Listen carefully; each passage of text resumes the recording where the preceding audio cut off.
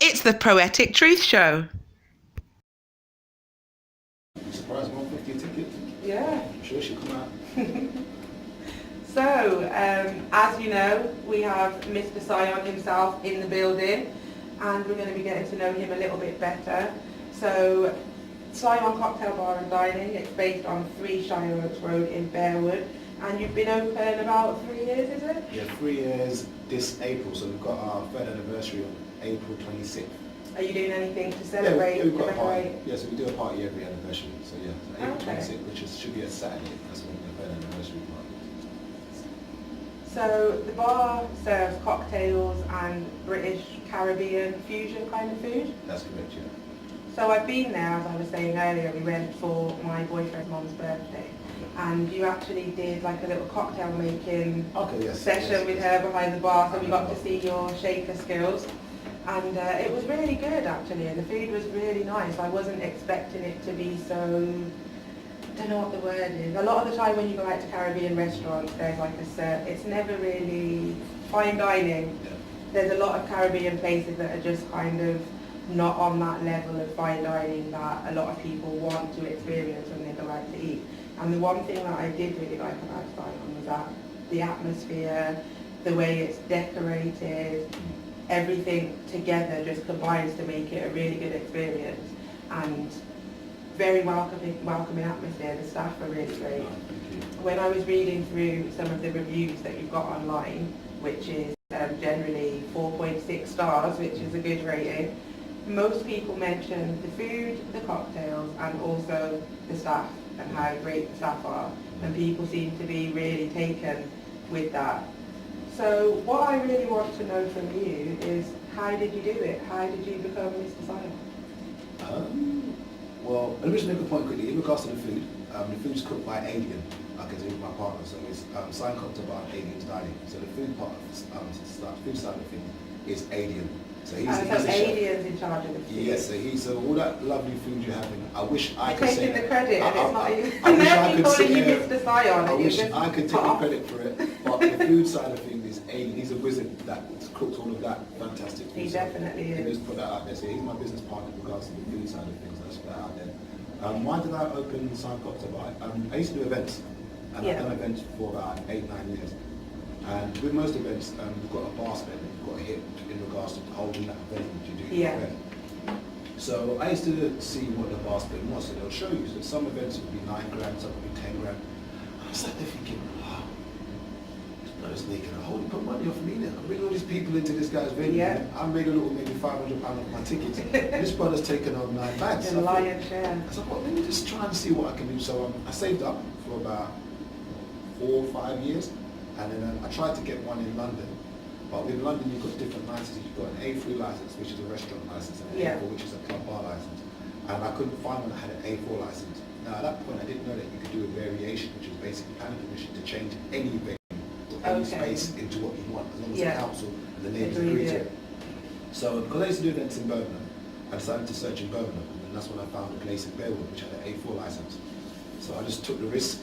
Literally one day I just ran my mum and said, yo, Mum, I'm moving to Brum. She goes, where's Brum? I said, Brum is, she said, Birmingham. That's fine. I said, yeah, that's where I'm going. So literally, I just got up September 2015, and then literally gave the guy the deposit, 3 months rent. I'd never opened a bar restaurant before. I didn't have any builders. I didn't know what I was doing. I literally just had the money, And just and I packed up swear and that, left with a plan and a dream. and that was it. Wow. Literally, I did everything ad hoc. So you took a big risk then. You left home, left your city. Did you have connections to Birmingham before you came here to open the bar? Yes, I used to party up here a lot, and there was a promoter called Mark Ryder. Okay, yeah. He used to do a lot of events up here. So I actually started, I initially went into business with him at the beginning. So I need to put that out there, that he was a huge part at the beginning. So I think the first maybe 3 or 4 months he was there, but then due to his own working commitments, Yeah. he had to basically step aside because he had a full-time job. And Okay. trying to have a full-time job and run a bar doesn't work, because the busiest time a bar is open is a Friday night, Saturday night. So imagine we've worked Monday to Friday 9 to 5, and then when Friday, Saturday comes, you're having to be there till 3, 4 in the morning. It was too much, so we just decided to separate ways that way. So you grew up in London then? Yeah, I'm originally from London. And what were you like at school? I was naughty. I'm not going to pretend I was like. That doesn't surprise me. I don't know why. I was. One of the things that the reason why I was. This is really important. I need to mention this. When I first started school, we was poor, so I come from a poor background. So I used to get bullied in school.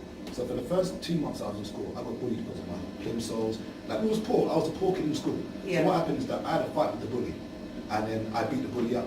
Yeah. So then I now started rolling with the bullies, and I now inadvertently became a bully because I rolled with the bullies. I didn't want to be bullied. Yeah. And people don't get the psychology of what it's like being in school. Now I'm not going to sit here and justify my behaviour, but as a kid in school, I had one of those two choices: to either join the bullies or be bullied. And my mum at the time, God bless her little dodgy leg, my mum at the time, she doesn't understand that. She would say to me that if someone hits me, to go and tell the teacher. Yeah. And I'll make a point of saying this. I don't care who offends. If someone's hitting your child, okay, you need to tell your child to defend himself, and you need to go to that school and defend your child. Yeah. Because what people don't realise, what happens in school when if someone hits a child and there's no one that's seen it, you can go to the teacher and say, I've been struck. If there's no evidence on your body to show you've been hit and there's no one to show it, you're going to continue getting beaten, and your child comes home, sits in his room for like 5 hours, doesn't want to leave you, and you're like, what's wrong? I'm okay, mum, I'm fine, mum. And it's a serious thing, bullying in school. I don't care if it's a thing. If someone licks your child, tell your child once to tell the teacher. If it happens again, black his eye. And I'm saying it, black the other child's eye, and you need to come to school and black the mum's eye or the pen. I'm joking. Reel it back, one step too far. I'm joking. But I'm being serious. Like that's why I started. That's why I became naughty. I was never a bad child, but I hang around with bad people, and I make a point of saying I'm not a role model. I'm not in any. Even at my age now, I tell people straight: we've all got skeletons in our clothes. Yeah. And much as I might have a bar, I might be here speaking, I am not a role model. And I make a point of saying it. I've just managed to escape the system because I never got caught.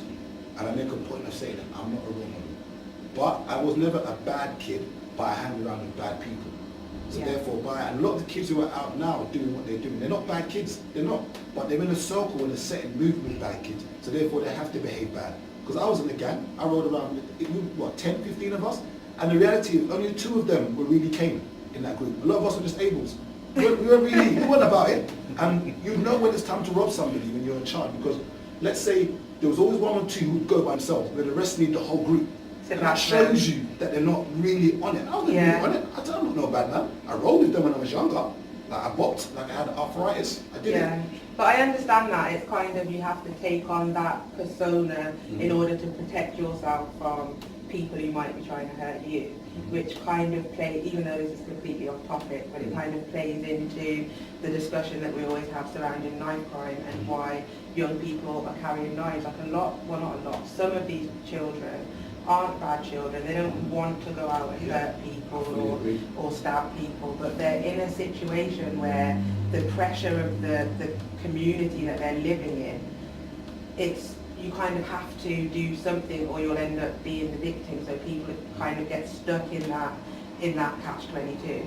And then a lot of people don't seem to take that on board, that growing up in an inner city area where the things you see on a day-to-day basis and the things you go through just to get to school or get home from school, especially if you're passing through different neighbourhoods and things like that, like it's a lot of pressure on children. And I think it can also create mental health problems. I think a lot of young black teenagers who are involved in this kind of behaviour, a lot of them are suffering, but they don't really have any kind of outlet, or they don't have anyone to talk to. No one's understanding the problems that are causing them to be that way. It's all just they're criminals, send them to jail, but then they're not learning anything in jail either. A lot of times they come out worse than they were when they were out on the streets. So I think there's a lot that needs to be done in regards to that and making children feel safe to not have to put on that persona or carry a knife. I think the biggest problem is that this isn't a new epidemic, it's been happening for years. And the problem is that I always say we have to always look at the root and not the branch when we're looking at problems. Now this situation is multifaceted, we're looking at the issues and how to address it. We're going way off topic, aren't we? Yeah. But I don't know how we ended up there, but it is important to discuss. But that's another topic, because when you're talking about where I've come from, I make a point of saying I don't like to I'm not to sugarcoat things, innit? And Yeah. I don't believe in this whole mantra of saying you can be anything you want to be, kumbaya, life is great, just go to university. I've been to university, I went to perform because my mum, she forced me to go. Yeah. And I went to study business and marketing just to give her a degree so that I could throw the hat in the air, she could come home, show her brethren, oh my son, Yeah. he has gone to uni, come on, I did it for her, do you know what I mean? But I make a point of saying that it's almost everyone's dream to run their own business.